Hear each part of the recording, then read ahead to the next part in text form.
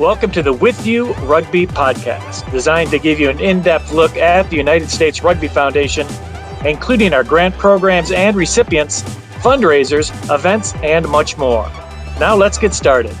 Hello, everyone. I'm Brian Vizard, President of the United States Rugby Foundation. And as we get closer to our 2022 U.S. Rugby Hall of Fame induction ceremony presented by the Rugby Town National Training Center, we thought it'd be a good idea to get to know this year's inductees and special award recipients just a little bit better. And today we're honored to have as our guest a former Cal player, former Old Blues player, former USA 15s and 7-star, and a 2022 U.S. Rugby Hall of Fame inductee, Blane Warhurst. Welcome, Blane. Great to have you. Thank you, Brian. Hey, Blane, let's start right into it. Hey, where'd you grow up? Tell us about your upbringing and some of the sports you played as a kid. Grew up in Claremont, which is like 30 miles east of LA, last city in beautiful LA County. Lots of colleges there. Good life. And you get a full spectrum. Played baseball, Little League, football, Pop Warner, basketball.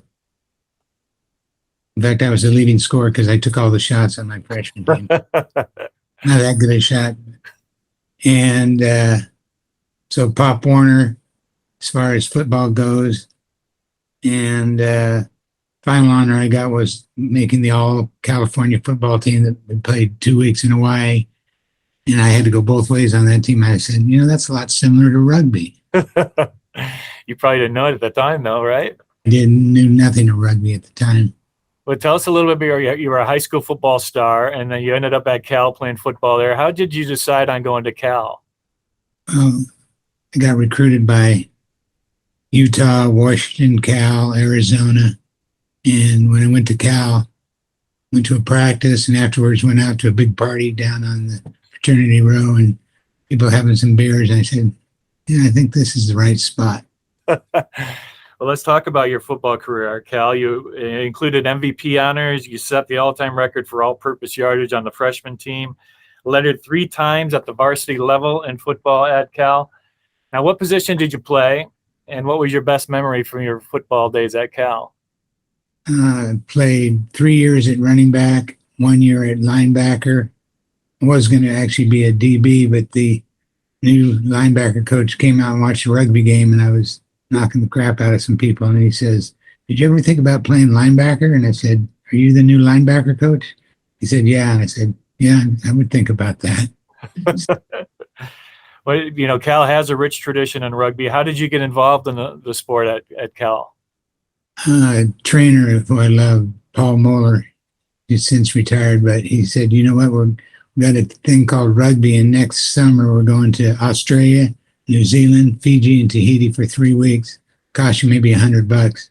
I said, "Let me look at this thing." And at Cal, with Ray Wilsey, the coach at the time, a former rugby player, and Mike White, who took over for him a couple of years later, former rugby team, they all supported it.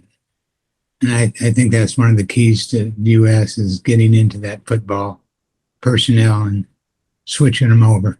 Yeah, that was one of my questions because I talked to Gary Hine not too long ago, one of your inductee classmates here in 2022, and he played football at Cal as well. He said, I think Joe Kapp was the coach then, and they were a bit supportive of rugby at that point, but it sounds like your football coaches were a lot more supportive. Yeah, they were former players, so once you get hooked on playing, you're a better fan. And they were great that way. Now, if I'm not mistaken, when we had a podcast with Rick Bailey a couple of years ago when he got inducted, he said you were the one who got him involved in the sport of rugby at Cal. Is that how you remember it? Yeah, he'd come out. He transferred from BYU. I think he was a center, and they couldn't handle him.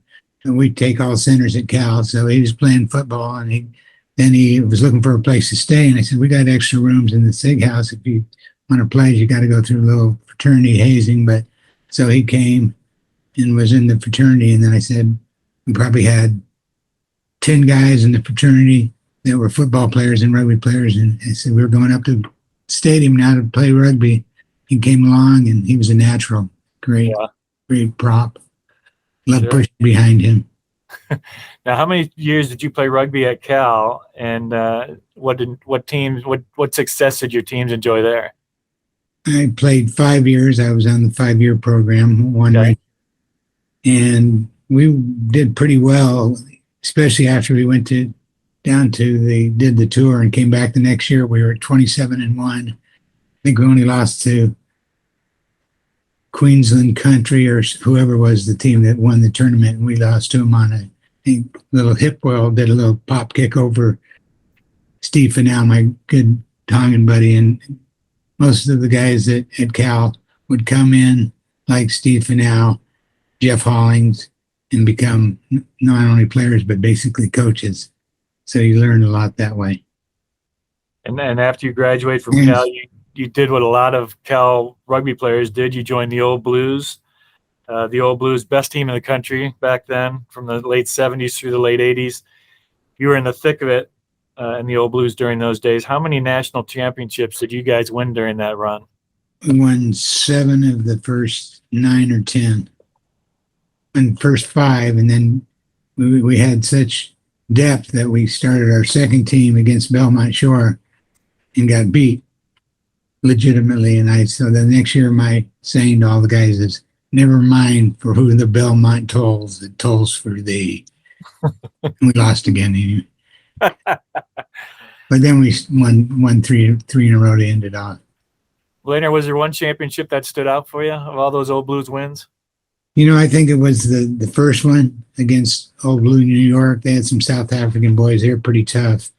And we were going at each other. I think it was 3-3 in overtime. We got a 5-yard scrum, and the call went out, turkey in the oven. That means you're keeping it inside your feet, and we just plowed them into the end zone, touched it down, and said, referee goes, victory. Then one of the Old Blue guys goes, no, it wasn't. I said, yes, it was.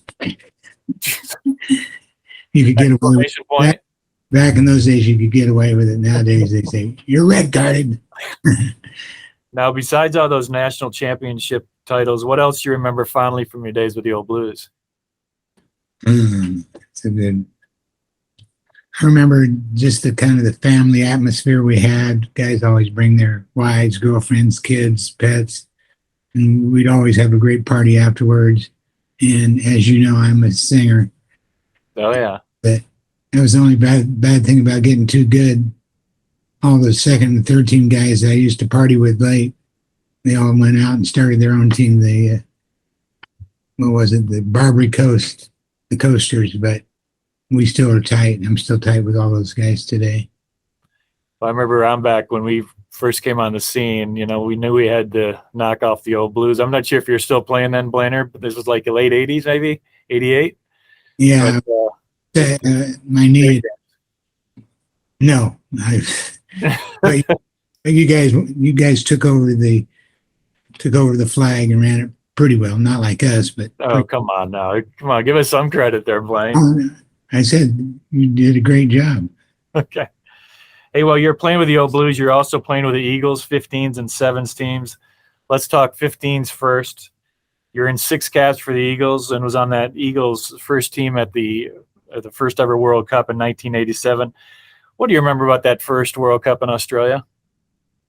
That I had probably the best roommate of anybody could ever ask for. Oh, that was you, wasn't it? Oh, no, you weren't my roommate. Not at the World Cup. I was your first Eagle. You were my first Eagles roommate. That's what I meant. That's what it was, yeah. And you were the best roommate I ever had, brother. I learned the ropes from you. Thank you. That means a lot to me. Somebody like you know a lot of ropes. Yeah. I think the best memory I had was the undefeated tour we had of Japan and how we came together as a group and would sing they came on the sloop John B. That was our team song, and we were all pretty close because none of us knew Japanese. So we were kind of. What was that? Was that 1985? I think. I think so. Yes. Yeah. And what about? Let's go back to the World Cup in '87 in Australia. What do you remember about that? Anything? I know we beat Japan that first game, but yeah, what are your other memories? That was the only game I would play in. I got hurt toward the end of that game, and us and Japan were pretty well matched. Yeah. And I remember Gary Lambert making a great play touch down that ball in the corner. And I also was looking at some tapes, and you were playing pretty well yourself, my friend. Yeah, it was a long time ago. And I was limping as best I could. Yeah, we were 1-0 in our Olympic, in our Rugby World Cup career there for a while. I still am.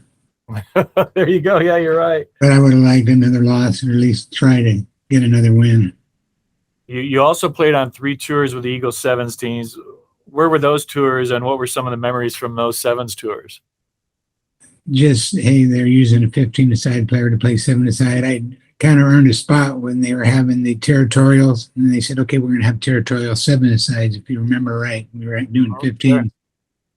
And I said, I can play 7-a-side, and I'd get the ball, but I wouldn't try to outrun guys, just straight arm the little guys that are trying to attack me. You're not attacking me.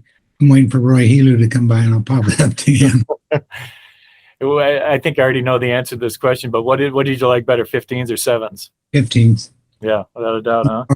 Well, it's just more complicated, more things you can do, things you can figure out. And who was your most difficult opponent you ever faced in international, and why? You know, I think it would have been Roach, the breakaway for Australia. And why? Because he was a great player. And like, you know, in rugby, to be a great player, you need to have great teammates that are all working together. And the Wallabies at that time definitely had that.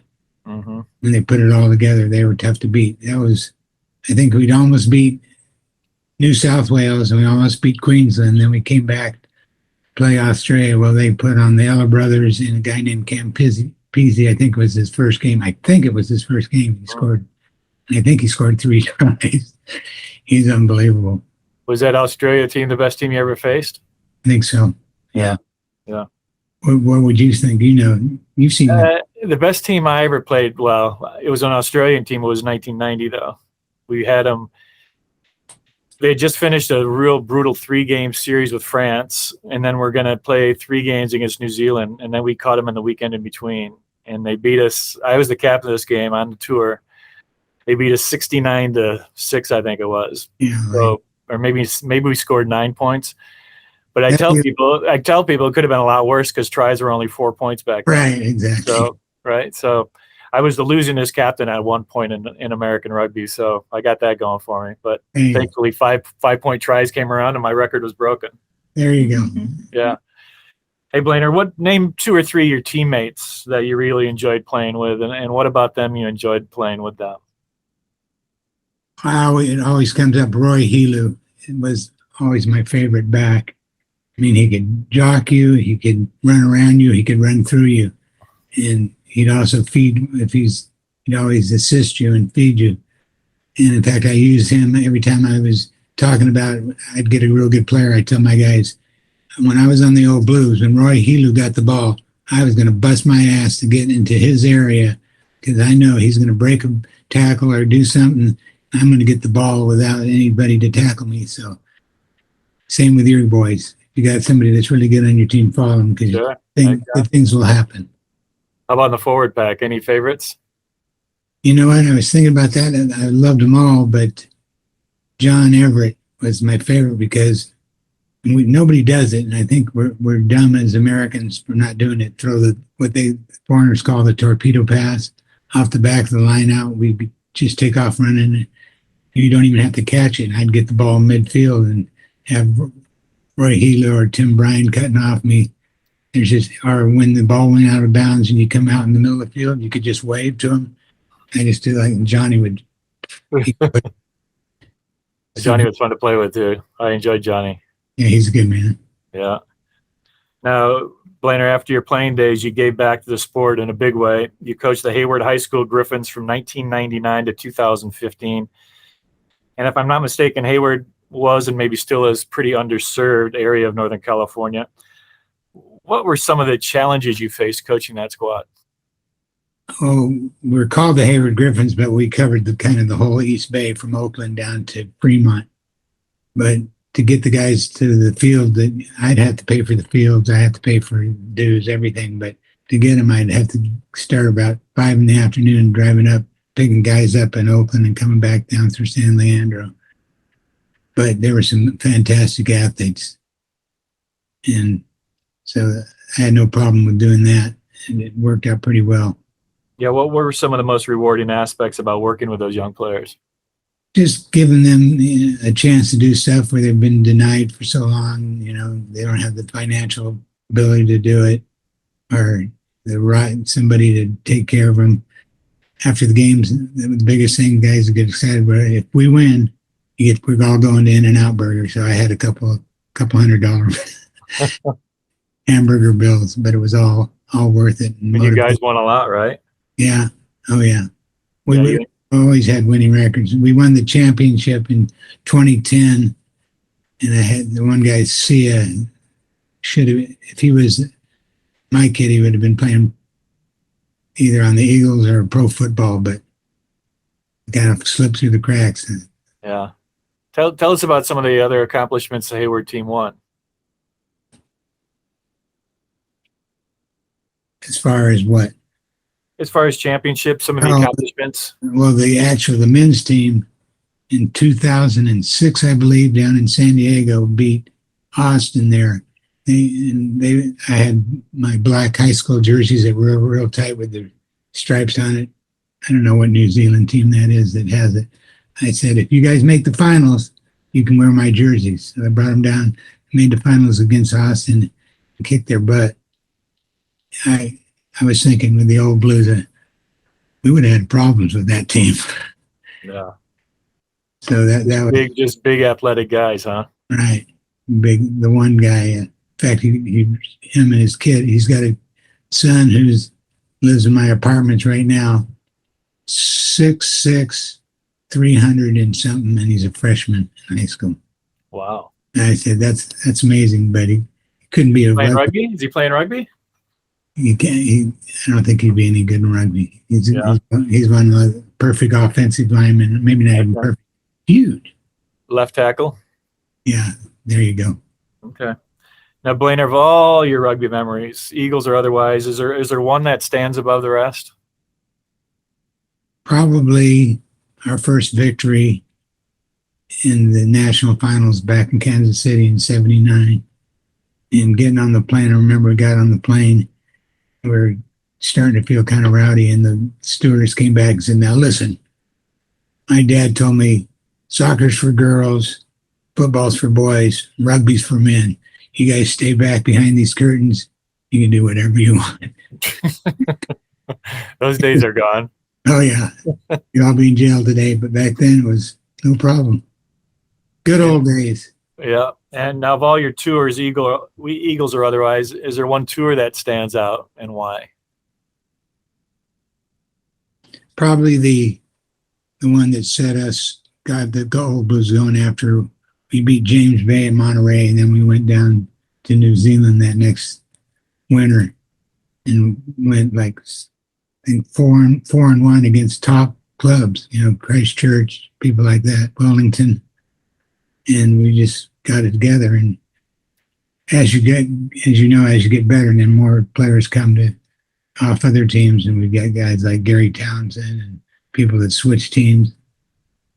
That's how you keep it going. And we had great coaching, Ron Mays. In fact, I'd like to give a special shout out for him, because in '79, I was still in the back line, and Pete Richter and whatever both got hurt, so we didn't have any breakaways. And he said, I want to try you in the qualifying, and we still had to qualify for the playoffs. We had to beat the Seahawks. Against the Seahawks, I scored 3 tries, and I said after the game, why didn't you do this anymore? What took you so long? Well, because it's breakaway, you can kind of pick and choose where you want to go, and back then, you can't now. But you could go, we had a weak side play, and as soon as I saw the backline forming, I get right out amongst them and just kind of be in the backline to screw them up. Just a natural position. You know what I'm talking about. Sure. Yeah, and I enjoyed Ron Mays too. I mean, I thought that first test match I ever played when you and I were roommates against Japan in LA, I thought that was more prepared for that game than maybe any other test match. He just did such a really good job. Maybe it was all new to me, but I just remember that I was so well prepared for that match. Yeah. He's a great coach. He's all New Zealand boy. Oh, yeah. There's plenty of them there. Now, Blane, looking back at your rugby career, what are you most proud of? Giving back to rugby, taking care of the high school boys, and hopefully continue to give out in the future. I'm planning on doing that with you guys, and like you, not giving back as much as you, but I'm still here. That's right, and you're still giving. And Blane, finally, what does it mean to you to be inducted in the U.S. Rugby Hall of Fame? That's kind of validation of the work I put in as a player, as a coach, as an administrator, and I'm with some great guys. There's some other great guys, like I mentioned, a couple others. I don't know if I get to put in my 2 cents worth for some other people, but there's more out there, as you know. Oh, yeah. Well, Blane, you've had a fantastic career. You've given back to the game. We thank you for what you've done on the field and what you've done off the field, and really look forward to celebrating with you here in a few weeks in Glendale, Colorado. So congratulations. Well, thank you, Brian. It's a great honor, and yeah, we're going to have some fun. We certainly are. And beat Costa Rica, or not Costa Rica. Chile. One of those 7 South America. It's gonna be a tough game. The Eagles have their work cut out for them, so really? They come out on top. Oh, good. Now, if they win, do they qualify, or is that just... They have to play a home and away with Chile. So the week before the Glendale game, they'll play in Chile. So we'll know exactly what the Eagles have to do next weekend. Yeah. But that's all they have to do. They have to win. Yeah, they have to win that home and away. And if they don't, there's still one more chance to rep a shell in the fall. Yeah, they need to win that. Yeah, they got it. We'll get them. I hope so. Back them up. Well, folks, that's going to do it for today's With You podcast. On behalf of the United States Rugby Foundation, the U.S. Rugby Hall of Fame, we want to thank Blane Warhurst and congratulate him on his upcoming induction. If you want to hear more about the Rugby Foundation, go to our homepage at usrugbyfoundation.org. If you want to learn more about the Hall of Fame induction ceremony, go to our Hall of Fame page at usrugbyfoundation.org/Hall of Fame. Until next time, everyone, stay safe.